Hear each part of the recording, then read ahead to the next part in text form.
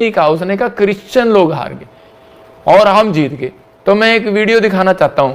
भाई साहब, बजिंदर सिंह ना कभी हारा और ना कभी किसी को जीतने दिया। पहली गेंद पे छक्का मारता हूं, वो देखो, दिखाओ जरा, दिखा इनको, ये देखो गेंद आ रही है और ये आगे बढ़ के मारा छक्का। मैं कह रहा हूं कि मैं छत्तीसगढ़ में आ रहा हूं, बॉल तेरे हाथ में होगी, बैट मेरे हाथ। याद रखना भाई साहब, मैं कह रहा हूं कि जो भी कोई है, तो मैं उनको कह रहा हूं कि बजिंदर सिंह ने हार नहीं कभी मानी, क्योंकि यीशु मसीह मेरा जीत चुका है। वो हम हारे हुए नहीं, हम जीते हुए हैं। यीशु मसीह जीता हुआ है, शैतान हारा हुआ है। और इसी समय आपको विश्वास करना है कि पवित्र आत्मा आपकी जिंदगी में काम करेगा। एक बार और बैटिंग दिखा दे मेरी, जरा एक बार और बैटिंग दिखा दे। देखो भाई साहब, छक्का मारना मुझे भी आता है। मैंने हथियार कहते हैं ना, किसी ने कहा हथियार हमने छोड़ दिए हैं, लेकिन हम हथियार ना पकड़े ना छोड़े। लेकिन मैं कह रहा हूं कि हमने बैट और बॉल हमने भी चलाना सीखा है, कि छक्का मारना हमें भी आता है भाई साहब। वो देखो कहा जा रही है गेंद। तो याद रखो कि ये सब कुछ टाइम पलटने में देर नहीं लगता, परमेश्वर जानता है। लेकिन हम माफ करने वाले व्यक्ति, हम परमेश्वर के वचन के अनुसार चलते हैं। हम माफ करते हैं व्यक्ति को, बस कर हम माफ करते हैं व्यक्ति। सबको प्रभु यीशु के नाम में जय मसीह की। मेरे प्रिय भाई और बहनों, आज की वीडियो में भी हम प्रोफेट बजिंदर सिंह के बारे में बात करेंगे। तो आपको ज़रूर पता होगा, कुछ दिनों से ये विवाद होता आ रहा है मीटिंग को लेकर, जो मसीह मीटिंग हो रहा है। इंसान मीटिंग को लेकर वाद विवाद होता आ रहा है। बजिंदर सिंह के बारे में पहले तो एक वीडियो बना चुका हूँ। आज भी हम उनके बारे में बात करेंगे, उनकी मीटिंग के बारे में।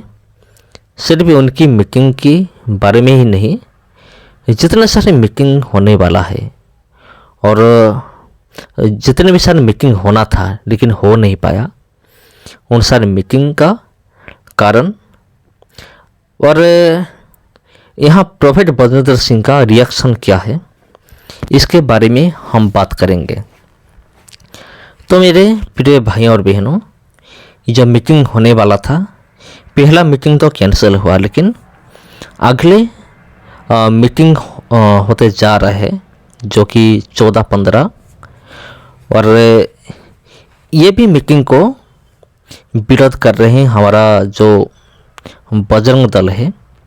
क्योंकि आपको अच्छी तरह से पता है, इन लोग नहीं चाहते हैं, इन लोग कभी नहीं चाहते हैं कि मीटिंग हो, ये मीटिंग हो जाए, उन लोगों को ये इच्छा नहीं है। तो आज की वीडियो में हम बात करेंगे उसी को लेकर। कुछ दिन पहले रतन यादव ने एक धमकी दी थी, थोड़े दिन हुआ है, एक धमकी दी थी प्रोफेट बजिंदर सिंह को कि अगर तेरा हिम्मत है तो मेरे सामने आ।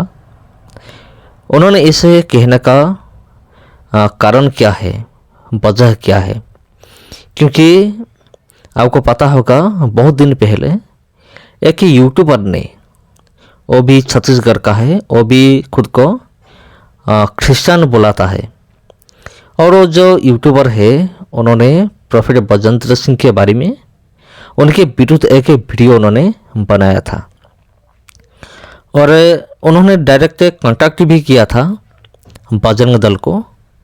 वो कह रहा था कि जल्द से जल्द इस मीटिंग को कैंसिल करवाओ, ये मीटिंग नहीं होना चाहिए। तो वहाँ प्रोफेट बजिंदर सिंह ने भी मुंहतोड़ जवाब दिया था, क्योंकि वो जो यूट्यूबर है उन्होंने प्रोफेट बजिंदर सिंह के विरुद्ध उन्होंने बात तो की, लेकिन इसके अलावा उन्होंने परमेश्वर के खिलाफ भी वो बात की। उन्होंने ऐसा कहा कि अगर स्वर्ग का परमेश्वर भी आ जाए तो ये मीटिंग नहीं होने दूंगा, मैं नहीं होने दूंगा। देखिए मेरे प्रिय भाई और बहनों, कितनी बड़ी बात उन्होंने कही है। प्रोफेट बजिंदर सिंह वो अच्छे है या बुरा है, ये विचार करने का हमें तो कोई अधिकार नहीं, ये बात नहीं है। लेकिन उन्होंने जो स्वर्ग की परमेश्वर के विरुद्ध उन्होंने जो बात कही थी, इसलिए प्रोफेट बजिंदर सिंह भी एक वीडियो बनाकर उन्होंने ये बोला कि तू कौन है मीटिंग रोकने वाला, तू परमेश्वर है क्या। और उन्होंने 40 वकील का भी धमकी दी। देखिए मेरे पास 40 वकील है, मैं तेरे विरुद्ध मैं कार्रवाई करूँगा। लेकिन ये जो वीडियो है, ये वीडियो क्लिप है, ये बहुत मात्रा में वायरल हुआ। ये जो यूट्यूबर ने जो वीडियो बनाया और प्रोफेट बजेंद्र सिंह ने जो 40 वकील की धमकी दी वो यूट्यूबर को कि मेरे विरुद्ध कोई अगर कहे तो मैं कोई भी प्रॉब्लम नहीं, वो मैं बर्दाश्त कर सकता हूँ, लेकिन मेरे परमिशन के विरुद्ध अगर कोई बोले तो मैं बर्दाश्त नहीं करूँगा। इसलिए उन्होंने 40 वकील का धमकी दी थी कि मेरे पास 40 वकील है, मैं तेरे विरुद्ध कार्रवाई करूँगा। ये वीडियो जब वायरल हुआ तो ये वीडियो रतन यादव और ज्योति शर्मा दोनों के पास पहुंच गया। रतन यादव उन्होंने वीडियो देखा, लेकिन उनको समझ में नहीं आया। तो समझ में ये नहीं आया, ये जो प्रोफेट बजेंद्र सिंह ये जो कहा है 40 वकील के बारे में, ये किसके बारे में कहा है? उन्होंने सोचा कि ये मेरे लिए है। ये जो प्रोफेट बजेंद्र सिंह है ये मेरे लिए ही कहा है, 40 वकील की धमकी उन्होंने मेरे लिए ही दिया है, उन्होंने ऐसा समझा। इसलिए उन्होंने एक वीडियो बनाया प्रोफेट बजेंद्र सिंह के लिए कि अगर तेरे पास हिम्मत है तो मेरा सामना कर, डायरेक्ट फेस टू फेस। और एक बात, रतन यादव को एक बंदा ने फ़ोन पर धमकी दी थी या नहीं दी थी ये तो मुझे पता नहीं, लेकिन रतन यादव वो बोल रहा है कि ये इसका नंबर है, नंबर भी वो दिखा रहा है, ये उसका नंबर है और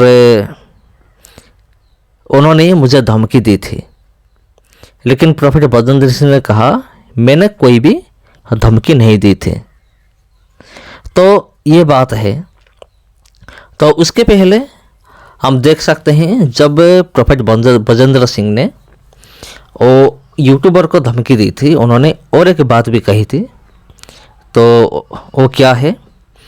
वो ऐसा है कि छक्का लगाना मुझे भी आता है, मैं छत्तीसगढ़ आ रहा हूँ, बॉल तेरे पास होगा और बैट मेरे पास होगा। उसका मतलब ये है कि मुझे भी आता है, आईन कानून मुझे भी पता है, सिर्फ तुझे नहीं। उन्होंने ये बात उस यूट्यूबर भाई को उन्होंने कहा था। लेकिन रतन यादव ने ये सब सोच लिया कि ये सब मेरे लिए ही है, मेरे लिए ही बोला गया है। इसलिए उन्होंने मीडिया के सामने आकर पूरी डायरेक्ट धमकी दी है एफआईआर का, कि हमने एफआईआर कर दिया है बजेंद्र सिंह के विरुद्ध।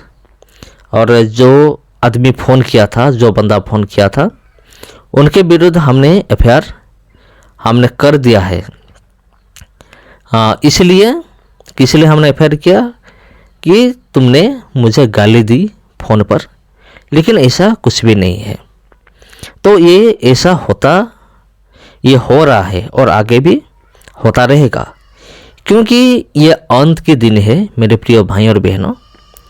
और ये भी इस एक प्रकार का सतावट है, हम कह सकते हैं। लेकिन हमें धीरज धरना है, सतावट को हमें जीतना है। कैसे जीतेंगे? बाइबल में क्या लिखा गया है सतावट के बारे में? तो हमें चिंतित नहीं होना है, हमें आनंद करना है। मत्ती किताब 5 का उसका 10, 11 और 12 इधर इस प्रकार का लिखा गया है, धन्य है वे जो धार्मिकता के कारण सताए जाते हैं, क्योंकि स्वर्ग का राज्य उन्हीं का है। 11, धन्य हो तुम जब मनुष्य मेरे कारण तुम्हारी निंदा करें और सताएं और झूठ बोल बोल कर तुम्हारे विरोध में सब प्रकार की बुरी बात कहें। 12, तब आनंदित और मगन होना, क्योंकि तुम्हारे लिए स्वर्ग में बड़ा फल है, इसलिए कि उन्होंने उन भविष्यवक्ताओं को जो तुमसे पहले थे इसी रीति से सताया था। तो यहाँ सतावट के बारे में ये लिखा गया है। तो हमें धीरज धरना है, कहीं पर भी कुछ भी हो जाए, और कोई भी योजना क्यों ना हो, कोई भी घटना क्यों ना हो, उसके पीछे परमेश्वर का योजना रहता है, परमेश्वर का प्लानिंग रहता है। इसीलिए हमें घबराने का कोई भी ज़रूरत नहीं है। तो सबको जय मसीह की। फिर मिलते हैं और एक वीडियो में। अगर वीडियो अच्छा लगा तो वीडियो को लाइक कीजिए और इस चैनल को सब्सक्राइब कीजिए, और इस वीडियो को ज़रूर आप शेयर कीजिए। सबको जय मसीह की।